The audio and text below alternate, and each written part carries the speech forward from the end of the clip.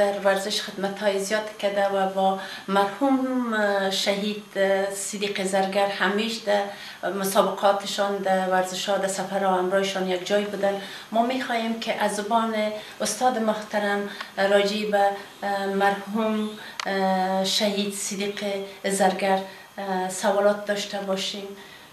می‌خواهیم استاد سلام بر شما عرض میکنم. تشکر، لطف کنید. استاد قلم، از شما یک سی سوال داشتم راجع به مرحوم صدیق زرگر که در اون زمانی که و حیات داشتن در مسابقات در سفرهایشان شما همیشه همراهشان یک جای بودین. شما به من شخصیت خود شهید مرحوم صدیق زرگر اگر صحبت کنیم که چه شخصیتی بود؟ تشکر مسنه جان، بسیار تشکر. صدیق زرگر اصلا براتون بگویم که بسیار یک بچه آرام، بسیار یک بچه باحوصله، بسیار یک بچه مسلمان که هیچ وقت 5 وقت نماز قضا نبود. همیشه سپورت میکرد. در وقت سن شما مقدرات پیش رفته نبود، پیش خلیفه میجان شاگرد شده بود. پدرش پیش خلیفه میجان شاگرد شده بود. پدرش و خواهش پدر خود رفته بود پیش خلیفه میجان. تمرین میکرد مسابقات که در استادیوم ورزشی کابل میشد. صدیق زرگر همیشه مسابقه کرده بود، دمو خورترکی خود همیشه غالب بود، همیشه میبرد. تا اینکه صدیق زرگر راه پیدا کرد به مسابقه، به تیم ملی افغانستان. وقتی که در تیم ملی افغانستان راه پیدا کرد، یگانه حریف از که بود احمد جان بود. احمد جان که صدیق زرگر همیشه رقابت داشت، همیشه خلیفه میرجان بسیار، خلیفه احمد جان بسیار پهلوان قوی بود. صدیق زرگر تو نبود و قدر زورش نمیرسید با احمد جان. و بالاخره خلیفه میرجان گفتیم همین مسئله یک طرفه که بین صدیق زرگر و احمد جان باز کردشان گپ زد، در دوشان برادر بار آشتی داد. بازمون بود که رابطهشان بسیار خوب شد. صدیق زرگر بعد از در نمو پیش رفت. بسیار خود از این بیچاره شب و روز زحمت بکشید، تنهایی میدوید از خانه از یادم بود بالا سرک خوجه ملا بود، از اموجه که دوش میکرد تا بسیار جا تمرین و خود هر رقم تمرین که شدی خود رسان خودش خود که رسان در جشن استقلال بود، جشن افغانستان. اولین مسابقه از یک پاکستانی بود، پاکستانی همی که در آمد. دمی چند بگم در 3-4 ثانیه پاکستانی کلزن زد و سرش نمره گرفت و برد بازی چتش کرد دیگه. مسابقه در خود پاکستان بود؟ در خود افغانستان. در افغانستان. در جشن‌ها خود سالات در استادیوم میشد. استادیوم متعارف شده بود، در استادیوم مسابقه میشد. اما اونطور چیزی که لازم بود ما نداشتیم، کم نداشتیم که درست اداره میکرد، کشتی ها را مسابقهش انجام میداد. پس آن در المپیک بازی شد که ویجان اعتمادی هم بودن، ما بودیم و ما 5 حکم بین المللی تربیه کردیم که سرتیفیکت فیفا را گرفتن در کاتگوری سی. یا اجازه یا پیدا کردن که اینا مسابقات میتونن چی در داخل و چی در خارج. هر وقت در خارج مثلا در کشورهای همسایه افغانستان اینجا حکم کار میشه، ما اجازه میتیم حکما را که از افغانستان اجازه بگیرن بیاید در داخل افغانستان مسابقه کنند. بله استاد قند، شما که وقتی که این مسابقه جشنا بود و مسابقه خارجی که همراه شهید مرحوم صدیق زرگر میرفتین، مسابقات خارجیشان شما همراهشان همیشه بتین، اگر از مسابقه خارجیشان کدام مسابقات خارجیش من که دیدم پیش نظر خودم 2 مسابقه بسیار یعنی قابل توصیف است، قابل تقدیر است. یکی مسابقات پاکستانش مقابل مجید و یکی مسابقاتش در بغداد مقابل ترکی یوگسلاوی. چطور مسابقه را؟ بسیار عالی، بسیار عالی. همسر مجید 5-2 برد و همسر یوگسلاوی 6-2 برد. این مجید که شما میگن استاد، این مجید پاکستانی بود درست است؟ پاکستانی بود. ولی در کدام مقام بود این مجید؟ مجید خود در پاکستان در مقام قهرمانی بود خودش. در خود پاکستان یا که در وزن خود؟ دومین دفعه بود که در مقابل مجید برابر شد. یک دفعه مجید در ایران خوانده بود در جام آریامیر و دفعه دوم بود در پاکستان به نمره سرش. یعنی در این مسابقات تنها همین دو نفر بودن یا در گروهشان دیگه نفرها هم بودن؟ دیگه گروه بود دیگه نفرها خواهم. صدیق زرگر 3 مسابقه کرد، 2 تای خود برده بود، یک آخریش کت مجید بود. خب یعنی ارزش بود. بود. مدال طلا را گرفتن. بله. از مسابقه دیگه شان در بغداد همراه یوگسلاوی بود. بعد از اینکه همراه یک ترک مسابقه داد و همراه یک تاجیکستانی. او دوران چت کرد نمره گرفت. وقتی که یوگسلاوی که برابر شد در 6 دور سر یوگسلاوی هم غالب شد یا مدال طلا گرفت. استاد تا جایی که من اطلاع دارم در تمام مسابقاتی که رفته اینا حتمی یک مدال آوردن. اتفاق شده که در مسابقه نآورده باشه مدال از خارج مقصد؟ نه. سابق که بود باز وقت مدال نقره میگرفت، باز وقت طلا. اما ایی که سر فرم آمد سر خود شناخت داره که این پالوانی باید اینطور میشه، این رقم تمرین باید ما بکنم. وقتی که تمرین اساسی پیش شکست مدال طلا گرفت. همیشه طلا می‌آورد. کدام گفتنی دیگه سر شهید زرگر اگه داشته باشین؟ دیگه بر طبیعی قدر توصیف داره که صدیق زرگر هیچ خلاصی داره که ما بگوییم. آدم بچه بسیار خوب، بسیار باحوصله، بسیار شرافتمند که تا هم میگی یک برادر وارد صمیمیت داشت، دوستی داشت، محبت داشت. به طور مثال در مابین تهران یک دفعه مسابقه میکردم اینجا در آریامیر، اما خیلی من کدام ساعت از این دوزی کرده بودم. آمد به ما گفت، من به آقای متوکل گفتم رئیس فدراسیون کشتی ایران بازدستی کرده برای آقای میماندار ما ادعای داد که ببین که آقای عثمانی از صدیق زرگر مدال ساعت دوزی کرد. صدیق زرگر خودش هم ببر امروز رقم ساعتی را که دوزی کردن امروز رقم ساعت برش پس بخر. خب استاد محترم شما در وقت یعنی بسیار باحوصله، بسیار حوصله من گفتم 5 روز به خاطر مجید در اتاقی بیچاره شده بود، غیر شربت لیمو و یک قاب فرنی دیگه هیچ چیز نخوردی به خاطر که وزن خود کم کنه. شب آخر که پال صدیق خواند و رفت کتیم ما در هتل هتلی و گفت شکر که شب یک میوانم که نفتر میوان نبود جناب یه اونم باده بود که برش شربت لیمو روی میکردی و فرنی روی میکردی یه اونم بود که قهرمان تان خواند مسابقات خود. استاد محترم شما در وقتی که در زمانی که صدیق زرگر به شهادت رسید شما در افغانستان بودین؟ بله. این در مو وقت زمان که شهید شد آیا از طرف المپیک کدام فاتحه‌داری یا سوباره کدام چیز برازی گرفتن اقا مدالا و اقا افتخارات آورد به اون نام و نشان؟ چرا من به شما عرض کنم که من در خود جنازه در شهدای سالین رفتم سر جنازه. بله. ششته بود من اونجا سعی میکنم یک چند کلمه گپ هم زدم راجع به می اون بچه هم رفیقش چه هم بسیار دوستش بودن بچه که کلادوز گفتیم پیشتر نامشه بچه خیلی سمت همون سمت هم همونجا بود مشهور به سمت دادار میکرد بچه را بسیار هم ظاهر میدم که قبلش آباد میکرد گیریان میکرد هم بودی صدیق بیچاره و هم بودن همونجا هیچ کس از المپیک هستن یاد نکرد اما متاسف بودی از این در وقت در رخ داد که حزب دموکراتیک بود. بله. در اون وقت بود و پشت دیگه پا نمیگشتن که کی مسلمان است و کی کافر است و کی بیدین است. یک قهرمان وطن ما بود که افتخارات زیاد برای وطن کمایی کرده بود، بیرق افغانستان همیشه به اعتزاز می آورد. خب به هر صورت اما وقت زمانش باز بی خان 2 نفره که بیخی هیچ کارا غرض نداشت، یکی صدیق زرگر یکی شیر بچه نایب بیچاره و هم که رفیق صدیق زرگر در که صدیق در مخانه قیمشان رفتن شو اموجه دعوت بدن صدیق دعوت کردن قیم دعوتشان کرده بود اموجه البته از به شهادت رسید عدد به اموجه بود که من دوی از کشته شد و هم پشاره کشته شده. خب استاد قند یک جهان تشکر از معلوماتی که راجع به شهید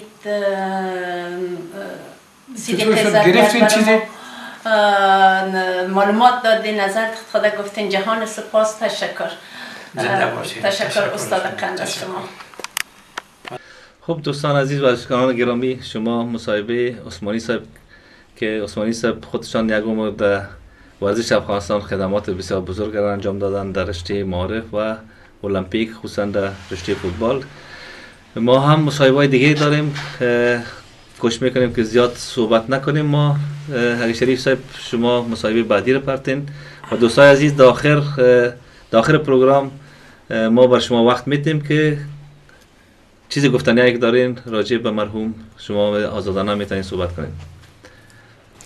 بیننده های تلویزیون پروگرام ورزش، ما خوشبختانه امروز باز هم در این تورنمنت کلن هستیم و در اینجا استادهای محترم از راه های دور زحمت کشیدن آمدن در این تورنمنت سهم گرفتن و ما میخوایم که با این شخصیت های بزرگ مصاحبه داشته باشیم و راجع به مرگ مرحوم شهید صدیق زرگر سوال کنیم که اینیا همیشه در سفراتشان یا در المپیک همیشه سر کار داشتن و امروزشان هم سفر بودن.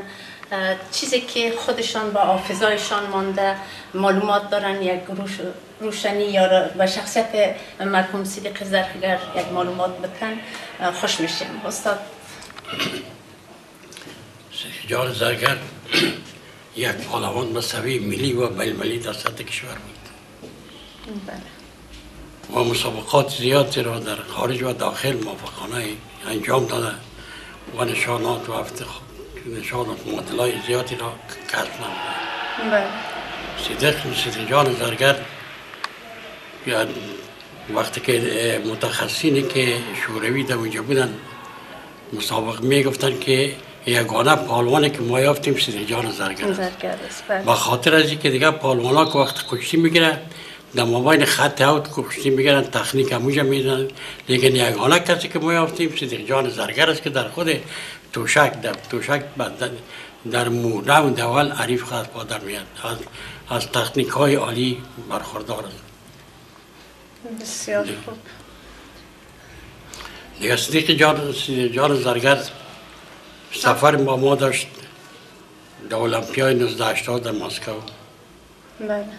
ما رئیس گروپ بودیم. در اونجا که رفت یک تعداد مردم به حراس افتاده بود.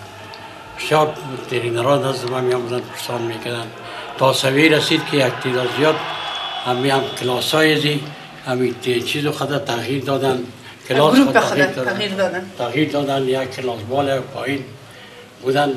وقتی که صدیق جان زرگر در ایسه گردن خود در سر تمرین ضربه دید، پس دکترای اجازه مسابقه را برش نداد یا پس آمدن خوشحال شدن با مو گروپ های خود در کلاس های خود پس آمدن. صدیق جان زرگر یک پهلوان ملی و بین‌المللی در سطح کشور در دنیای خارج بود. تماما شناسایی داشتن.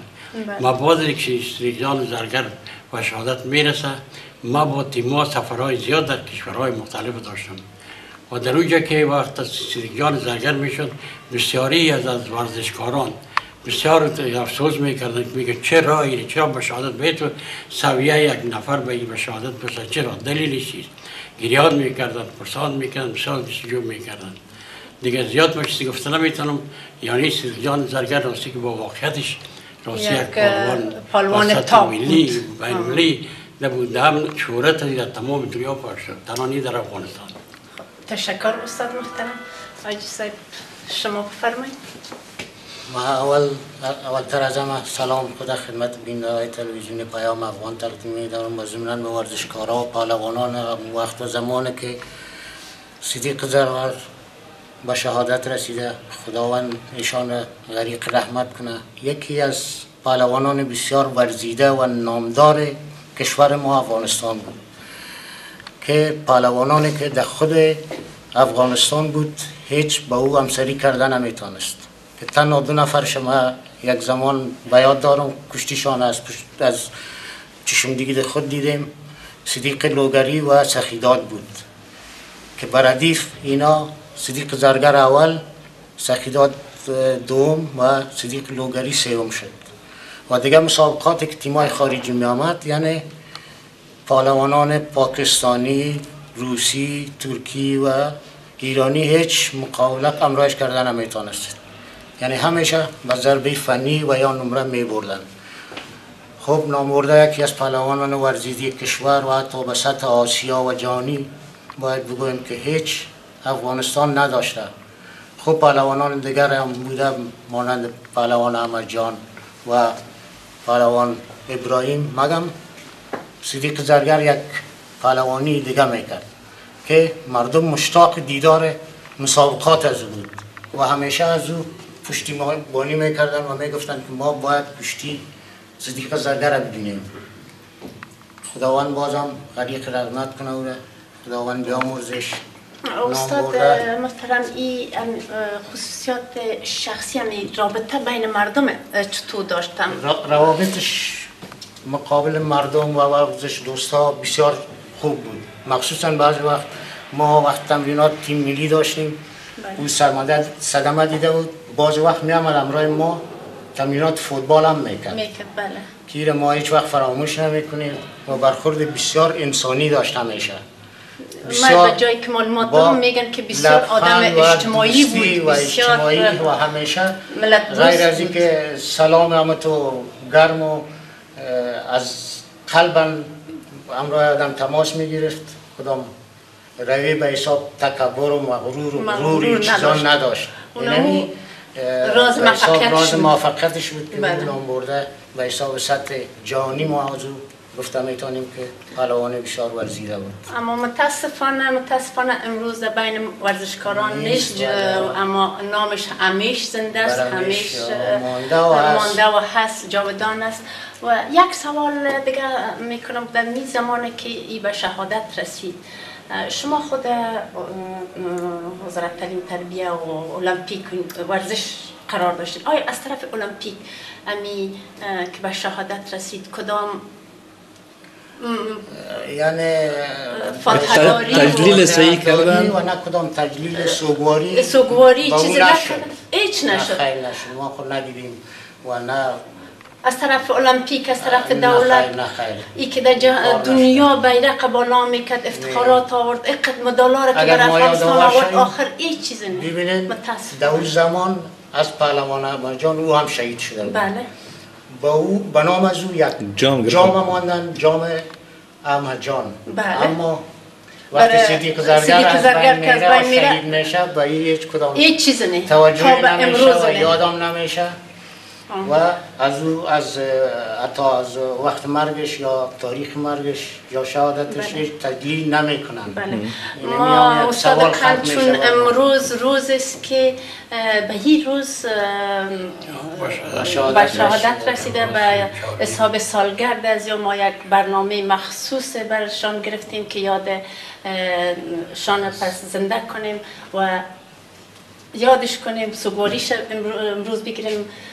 از اون خاطر ما آمدیم بر شما زحمت دادیم که راجع به اینا یک معلومات بتین. یک جهان سپاس، تشکر از شما که حاضر شدید. شما ورزشکاران رو به حساب شهید میشن و به شهادت میرسن، بازم نام از اونا رو یاد میکنین و بر مردم و بر نسل جوان میفهمانیم که یک پهلوان داشتیم و قهرمان داشتیم. بله، ما وظیفه ماست که یعنی در اون وقت زمان، در اون شرایط افغانستان ما قهرمانای جهانی داشتیم. این متاسفانه این 30 سال جنگ که آمد سپورت پسمان، یعنی ما داشتیم قهرمانا. اینطور نیست که امروز نوجوانا شکر از عالم جوانا رشد کرده، اما ما از متداب از وقت استعدادهایی بود در بین جوانا، در بین افغانا این توانایی بود که این افتخارات بیارن، اما متاسفانه یاد نمی شدن، معرفی نمی شدن، بر مردم تقدیر نمی شدن، سرپوشیده مانده. ما می خواهیم وظیفه ما اینمی است که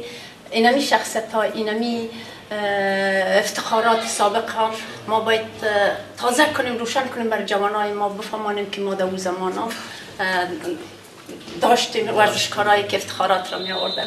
یک جهان تشکر، ممنون، زنده باشین از اینکه وقتتان بر ما دادین. مصاحبه کردین.